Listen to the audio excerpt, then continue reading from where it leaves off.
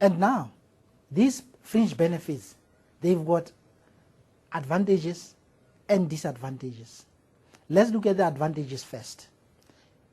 Any institution that gives fringe benefits to its employees will benefit in the following manner. One, this is a way for business to attract good personnel. You know, it will make it easier for a business to attract good staff, because if employees or candidates know that these fringe benefits that I'm going to get, should I get appointed at this institution, that will attract them to your company. So it's a way to attract good personnel. It is also a way for a business or an institution to retain key personnel, because we all know that personnel, they come and they go, and the moment they are aware of better and interesting offers elsewhere, they will leave the institution and leave for other businesses or other companies. So the moment you offer fringe benefits as a business, surely you will be having a way to retain them. They will not leave because they know that they are benefiting from the business. This also is a source of motivation to employees, which in return leads to higher productivity. I mean, employees, when they know that they are going to benefit in the form of fringe benefits, they are going to get these fringe benefits, they are going to be motivated. And you all know that a motivated person will give, his or her best at all times, and this will lead to higher productivity, which is what is, it's expected, and which is what every business is looking for. Higher productivity is an advantage, and this can also lead to tax advantage of deducting plan contributions to the business. On the other hand, the disadvantages of fringe benefits to the business are as follows. One, financially costly to the business. It goes without saying that if you offer fringe benefits, as a business will also be prepared to lose or to forfeit, something. And in this instance, the business will be losing or will be parting away with money. So fringe benefits are basically costly to the business.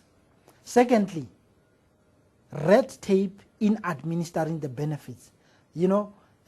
These fringe benefits, because you get to other companies, there are so many, they've got to be administered, and this may lead to more administration, which in simpler terms we may say red tape, because with red tape we are referring to the procedure and the process that you have to follow, a long procedure before you get the benefit and so on. And the moment the procedure is long and so on, it can end up becoming a negative point or a negative impact on the side of employees and also on the side of the business itself. So this is another disadvantage of fringe benefits, red tape in administering the benefits.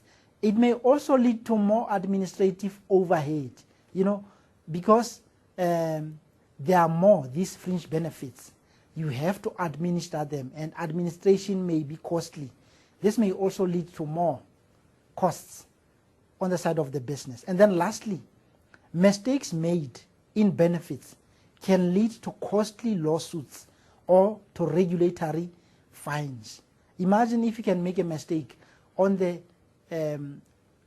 payslip of the employee in as far as fringe benefits are concerned. The employee may even take you to court for that. So mistakes have got to be avoided. Otherwise they may be costly to the business. These are some of the advantages and disadvantages of fringe benefits, and you can add more. Now that we are done with remuneration, we come to training and development. What is training? Training is a process whereby people acquire capabilities to aid in the achievement of organizational goals. And development, on the other hand, is a managerial function of preserving and enhancing employees' competence in their jobs by improving their knowledge, skills, abilities, and other characteristics. So you can see that training and development, they go together. The moment you train and develop your employees, what do you have in mind? What is the purpose of that?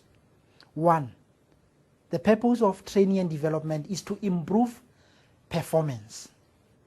Secondly, to update employees' skills, to avoid managerial obsolescence, to solve organizational problems, to orient new employees, to prepare for promotion and managerial succession, and to satisfy personal growth needs. So the purpose is very, very clear. And when you look at these purposes, they may as well turn into becoming the advantages of training and development to the business. Because the moment you train and you develop, performance will improve, and that will also lead to confidence and high productivity. It will avoid managerial obsolescence.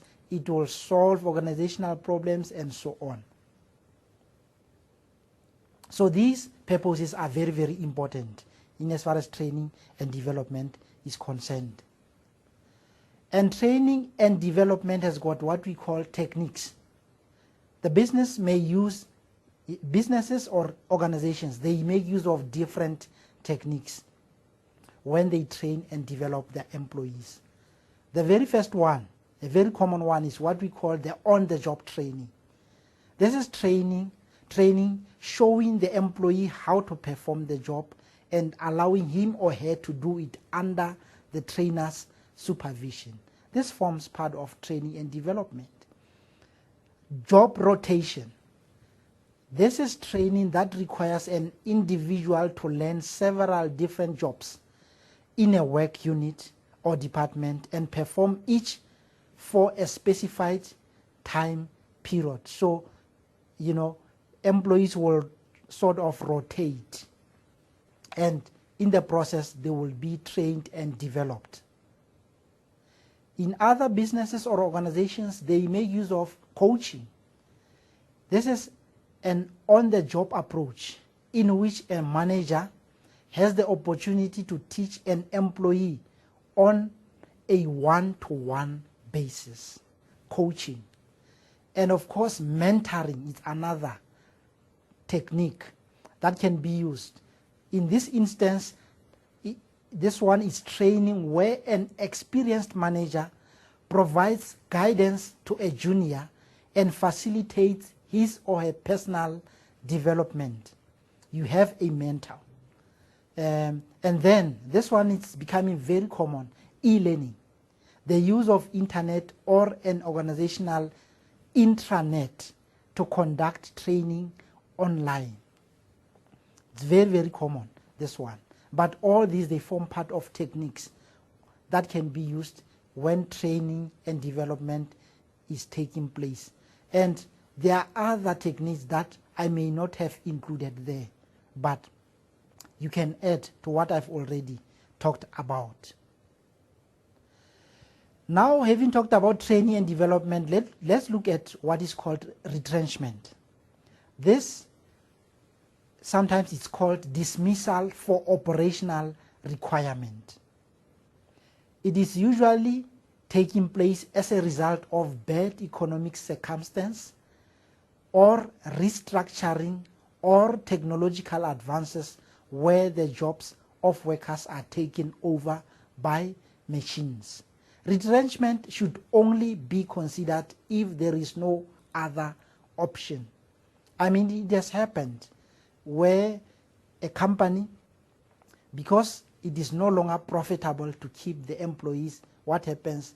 They restructure, and in the process, they retrench. And retrenchment is actually a situation which is beyond the control of the employee, and it is pursued by the employer. But the very last bullet there is very important to take note of, that retrenchment should only be considered if there is no other option. It means all other options should be considered before. This should be the last option.